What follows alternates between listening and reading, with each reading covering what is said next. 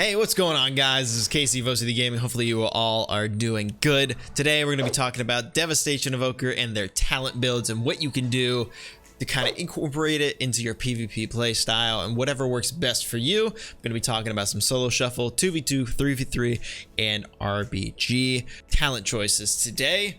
All right, without further ado, let's get into it, guys. All right, so I'm going to be touching up on predominantly the Devastation Evoker side, but the actual Evoker talent points right over here, you can switch some things around. It all depends what you're playing. Like if you're going into a lot of melee comps, Walloping Blow in Forge of the Mountains is really solid. If you're going into double caster, you put that into magic resistance. That can really help out a whole lot. Obviously a couple situational points, but for the most part it's going to be looking like this on this side. Now onto the actual Devastation side. This is kind of the baseline build I've been playing with.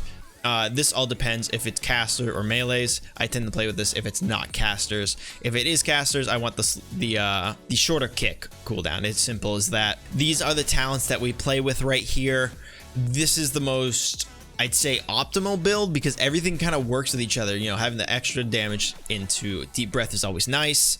Having the fire damage is good. Obviously you want Engulfing Blaze because we want Living Flames to be hitting harder and healing harder as well. Eternity Span, really good for 3v3s. Not so much 2v2s. It all depends if you're just trying to like one-shot people altogether. But if you want to land your CC, then you definitely want to not play with Eternity Span in 2v2. Again, it's all kind of situational when it comes to this one, in my opinion. Others may vary. Burnout is definitely one that you want to take, especially because it's 1 point now. Absolutely great. Font of Magic, you are memeing if you're not taking this. Fantastic power. Increase the maximum level by 1 and 20% faster when casting it. It's just so good for our empowered spells. We don't really have a choice, Titanic Wrath, but the extra damage is nice. But you can go ahead and adjust or pair Titanic Wrath with Arcane Vigor, which is a new talent as well. Shattering Star grants you Essence Burst. It just feels so much better and so much cleaner, and just gives you something to do outside of Dragon Rage. Dragon Rage is still obviously our main ability. 18 seconds was 14 seconds. We can extend it by 4 seconds. I think it used to be 6 seconds before. Tyranny is obviously something we're going to keep taking. Spellweaver's Dominance, we're still taking that. Hoarded Power. It's not a super optimal talent to be going, but we need to go that to get to Scintillation, and Scintillation does give us that extra RNG burst just outside of our goes or even on our goes as well. This is just, like I said, pretty much the main build I go with. It just feels good. You know, causality just really makes the whole kit feel a little bit better overall to give us our empowered abilities back a lot faster, extend our Dragon Rage, and if you're really optimal with it, it gives you a good burst window. And just Charge Blast, in my opinion, I take a point out of Disintegrate or the Arcane Intensity and put it in the Charge Blast because it just feels good when if you're going on to another go, you got your Pyre built up, you get your Charge Blast, and you get your Dragon Rage built up. So you're gonna Dragon Rage, just send out a Pyre, a huge 20 stack Pyre, 5% each stack, just a huge amount of damage just going all out at once. Now, like I said, this is kind of the main build I'm going to be going for solo shuffles. Going to be doing it for 3s. 2v2s kind of, you can swap things around. This is just what I feel like is going to be the best play. I've been liking Divide and Conquer as well. If you are wondering about that, Dreamcatcher is a meme. I wish it was just built into PvP talents, or just built into our talent overall and not just a PvP talent. But if Blizzard's going to do one thing, they're going to mess it up 3-4 times before they're like, maybe we should just integrate it. But we'll even see if that even comes across in their minds. I know a couple viewers that play Evoker. They are just fiends, absolute fiends for Iridescence, and you can make some changes around here, right? What you could do if you really want to go full on Iridescence. I want the biggest damage possible. You can swap around your points, go into all Living Flame and your Disintegrates as well. Again, I like having the Charge Blast just because if you do get the right Pyre stacks. All right, we build up our stacks. We send our Fire Blast out. We have Iridescence for our red spell. Let's go. We send it. That's an extra 75k. Not having my extra mastery to get me over 100. That's 75k on one pyre alone. I've had pyres hit for 120k with iridescence. It can even go up higher than that. It's just one of those things. It's nice to kind of have. You don't really need to stack more to disintegrate. You can swap out, but also, like I was saying, you know, you build all this together. So if you're ready to go with the target, you're gonna go ahead and Shattering Star. You can Fire Breath tip, and then you can get your Living Flame. If you got a proc, you're lucky with that. Awesome. You do 2 of those, and look, I got another. That's why Burnout is so goated. And you Eternity Surge while you have your Titanic Wraths as well. That's why the Shattering Star also helps. It's just nice to have. Instead of having to use an Azure Strike, you can just Shattering Star and get that 20 bonus damage into an instant disintegrate. And I know that the target dummies aren't the best representation. 95k crits. That's just a meme. And I think I got like a 2 or 3 over here on this training dummy, but they don't have the the versatility trained up on these dummies over here. So obviously, with a grain of salt, iridescence is kind of just memey in my opinion. For Living Flames, you can hit some pretty juicy Living Flames. I won't even lie about that.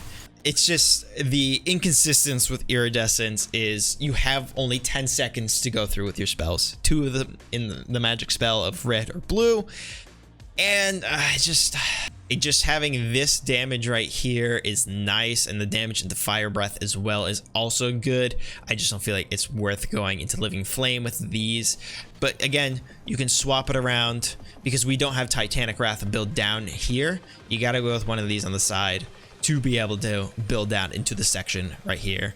And it wouldn't feel right not building into Living Flame if you're running iridescence, because you want to just stack all the modifiers possible, especially with Enkindled. That's 6%, then you get the 10% right there, 16%, and then you add the 20% onto that. It's 36% into Living Flame plus the Scarlet adaptation. However they justify that number, it's clearly not an extra 16,000. It is a ridiculous number, plus the mastery modifier. It can do crazy damage, right?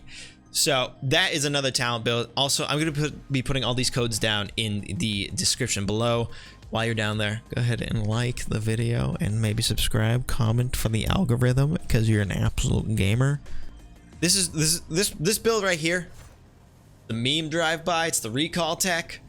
I use this strictly for rated battlegrounds, so I will use this build right here for rated battlegrounds.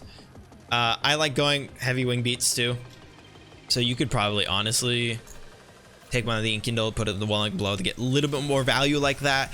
You could also take one of the Enkindled and throw it into Forger of the Mountains as well. But for the most part, over here on the Devastation side, this is what I play for rated battlegrounds. You can swap this up anywhere, honestly. Well, maybe not anywhere. I don't want to lie to you guys. Firestorm is ass. Raging Inferno, Snapfire is ass. Imminent Destruction is ass. Feed the Flames is ass. And Ever-Burning Flame is ass. Not for PvP at all. I tested it out in some world PvP. It was garbage. I think the biggest hit I got was like a 50k with Iridescence, a Snapfire proc, and with Dragon Rage going. So it's not good. It's pretty bad, actually. So never touch it for PvP. I don't even think the PvE side of Devastation uses this move at all, honestly. It's just overall a bad talent. 2-second cast time, 20-second cooldown, just trash. If you wanted to go with a little bit more AoE ability, you could go with Volatility, but I don't know. I just feel like this works out perfectly fine, because you could always go in. So with Recall, you'd like to just go across, get your Divide and Conquer up, recall back, Dragon, and you can Dragon Rage, Fire Breath, and you can tip Surge and just spread your damage like that. The reason I did one tick of Fire Breath is because I like to have the dot, because I got the living or the burnout, so I can get Living Flame stacks. Now you can hold it down if you want, you know, if you want to be able to hold that down, if anyone even lets you cast that, just to hold it down. But that's what I go with that. Obviously a Pressing Roar before your Deep Breath, and then recall back. You can also do a Landslide, a Pressing Roar, Deep Breath, if you're fast enough with it. But again, we're more than likely going to be just playing full mastery this season around, because it's just, it doesn't, you can probably mess around a little bit of haste, but I feel like with just the way our kit is, we're meant to just do big damage until Blizzard fixes the mastery in some sort of way. Either changing it overall is like the only way I can see that for like a foreseeable future of them doing anything other than mastery. And that's pretty much it. It's nothing crazy. Like I said, I'll get some of the builds down below. All the homies hate Firestorm. Sleepwalk is optional.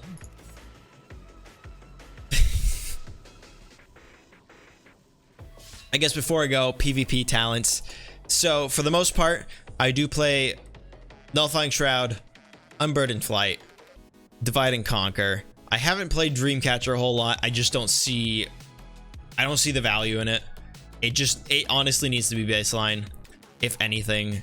I don't know why our only cooldown, like there's Poly, Fear, Cyclone, they can all be spammable, for example. They're treating it like a Shaman Hex, except it's a 5-second Fear. Yeah, okay. But for the most part, if I'm playing into melees, I'll do Divide and Conquer. There can be some sort of play in 3v3, in 2v2, or even solo shuffle against casters to wall off their line of sight if you're trying to get a specific target. But also be careful in solo shuffle, because you can line of sight your healer with it, and you can also bug out your powers, because our Eternity Surge and Pyre, if we line of sight, if the enemy line of sights our spell, so if we Pyre, I'll show you guys actually. If I shoot this Pyre, I go behind the wall, nothing. It's gone forever now. Just, we lose line of sight, we lose the spell.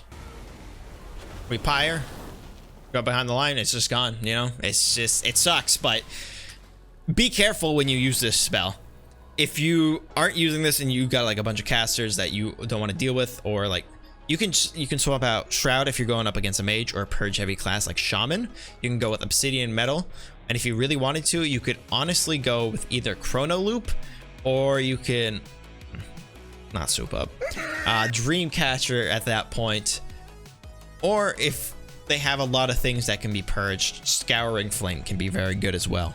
It can all be situational, guys. You just got to know when to choose the right talents, right builds, and know when to meme, basically. So that's going to be it, everybody. That's all I got for the talents. If you guys have any questions, leave them down below. I'll be happy to answer. Like I said, everything can be situational when it comes to the talents. These are kind of just baseline cookie cutter talent builds. You can pick and choose what you want when you want. Get that situational awareness when it comes to what you're facing, what your comp is, because we all know what we got to do for the Stinky Cleave breath comp. We got to exist. We got to get a Roar, Deep Breath, Dragon Rage, Tip Fire, Breath Surge, all that good shit. Devastation's feeling great. Sorry if this was a little bit lengthier than usual. I just wanted to brush through as quick as I could, as efficiently as I could. I'm obviously going to be cutting this video up. Like I said, if you guys got any questions, please feel free to comment them down below.